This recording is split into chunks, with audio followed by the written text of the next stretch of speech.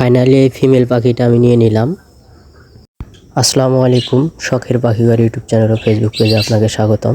আশা করি সবাই ভালো আছেন। আলহামদুলিল্লাহ, আপনাদের দোয়া এবং ভালোবাসা আমিও ভালো আছি। তো আজকে আমি আমার মেল পাখিটার জন্য একটা ফিমেল পাখি আনতে যাব। তো এই জন্য আমার এই যে বেবি পাখিগুলা, আমার এখানে যে বেবি পাখিগুলো ছিল সেগুলো আমি সেল করে দেব, বিক্রি করে দেব।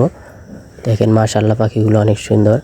তো এখানে একটা আমি হলুদ রঙের পাখি ধরলাম এবং এই যে পাশে যে হালকা সবুজ রঙের পাখিটা, এই পাখিটা আমি ধরবো। পাখিগুলো ধরতে গেলে হাতে প্রচুর পরিমাণে ব্যথা পেতে হয়, কারণ এদের ঠোঁট যে এত পরিমাণে, মুখ যে এত পরিমাণে শক্ত হয়, এরকমভাবে কামড়ে দেয় মনে হয় হাত কেটে যাবে। এখন এদের মুখ প্রচুর পরিমাণে শক্ত। তো দেখেন মাশাআল্লাহ, পাখি দুটো অনেক সুন্দর। এই পাখি দুটাই আমি আজকে বিক্রি করে দেব। তো আমার পাখি দুটা বিক্রি করার কারণে, যদিও অনেক সুন্দর, বিক্রি করার কারণ হচ্ছে যে আমার যে ফিমেল পাখিটা ছিল, বাচ্চার বয়স যখন 15 দিন 20 দিন এরকম বয়সে থাকতে ফিমেল পাখিটা উড়ে চলে গেছে। এর জন্য আমার এই পাখি দুটা বিক্রি করে আজকে নতুন একটা পাখি আনার উদ্দেশ্যে রওনা। তো এই ব্রিজটা হচ্ছে আমাদের এলাকায় অনেক ব্রিটিশ আমলের ব্রিজ। এখানে সিঙ্গেল গাড়ি চলাচল করে, যে পাশে নতুন ব্রিজ নির্মাণ হচ্ছে। তো চলছি হচ্ছে পাখি আনার উদ্দেশ্যে। এই ব্রিজটা পার হতে টোটালি সময় লাগে 4 থেকে 5 মিনিট। এই ব্রিজটা এখনও অনেক জায়গায় দেখা যায়। আমার জানা মতে বেশিরভাগ কুড়িগ্রামে এখনও অনেক জায়গায় আছে। যেমন আমাদের কুড়িগ্রাম তিস্তার উপরে একটা আছে বর্তমান রেলওয়ে সেতু হিসেবে প্রকল্পিত। তো এটাও ইনশাল্লাহ ভবিষ্যতে এখান দিয়ে ট্রেন চলবে, রেলওয়ে সেতু হবে।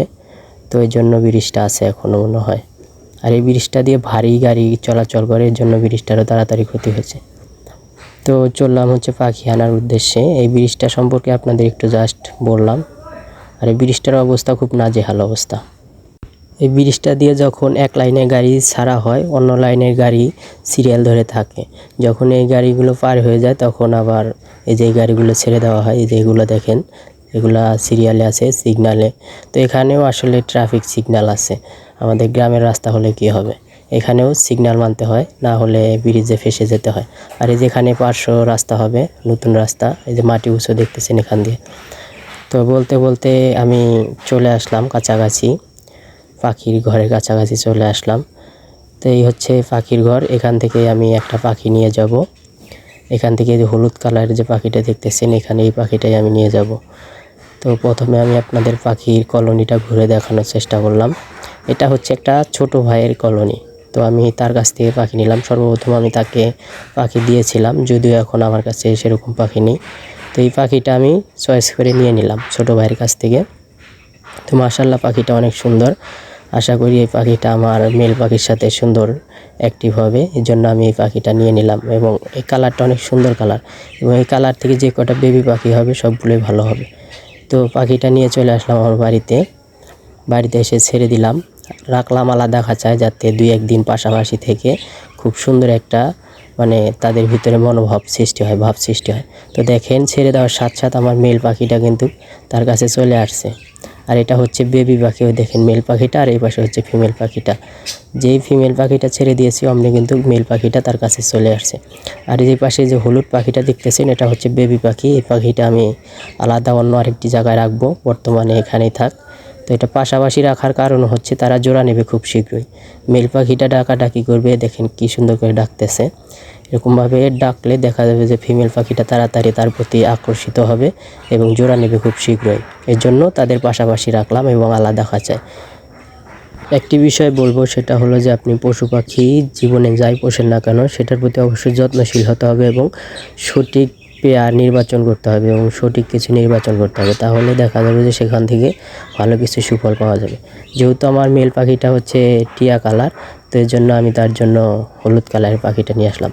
আর পাখি যে কোনো জায়গা থেকে পাখি আনলে অবশ্যই সর্বপ্রথম পাখিকে পানি খেতে দেবেন। পানি দেওয়ার 3-4-5 মিনিট পর আপনি খাবার দেবেন। আগে পানি দেবেন সর্বপ্রথম, কারণ হচ্ছে পাখি অনেক দূরে থেকে জার্নি করে আসে, তার পানির চাহিদার একটু বেশি প্রয়োজন। আর গরমের সময় হলে অবশ্যই পাখিকে স্যালাইন পানি খেতে দেবেন। পশু পাখির যে স্যালাইনটা পাওয়া যায়, সেই স্যালাইন জাতীয় পানিটা খেতে দেবেন। যেহেতু এটা শীতকাল, তাই স্যালাইন পানি দেওয়ার কোনো প্রয়োজন নাই। আমি টিউবওয়েল থেকে একটু ঠান্ডা পানি দিলাম, কারণ হচ্ছে অনেকক্ষণ জার্নি করে আসছে পাখিটা। তারপরে আমি আমার পাখিটাকে খাবার দেবো। তো অবশ্যই আপনার পাখিকে ভালো মানের সিড মিক্সটা খাওয়ানোর চেষ্টা করবেন। দেখেন আমার সিড মিক্সগুলা, আমাদের এখানে বর্তমানে এই সিড মিক্সের মূল্য হচ্ছে 120 টাকা কেজি। তো আমি সবসময় চেষ্টা করি যে আমার পাখিগুলোকে ভালো মানের সিড মিক্সটাই খাওয়ানোর চেষ্টা করতে। আর আমার কাছে আগে আরও অনেক পাখি ছিল, বর্তমানে আসলে অত পাখি নেই, আমি সব পাখি ছেড়ে দিয়ে দিয়েছি। তো আবার নতুন করে ইনশাল্লাহ চেষ্টা করব নতুন করে আরও পাখি রাখার জন্য। তো এই হচ্ছে আমার পাখির সেটআপ। আমি 2-1 দিন পর এদের জোড়া দিয়ে দেব ইনশাল্লাহ। তো এই ছিল আজকের ভিডিও। পুরো ভিডিওতে সাথে থাকার জন্য ধন্যবাদ। ভালো থাকবেন সবাই। আসসালামু আলাইকুম।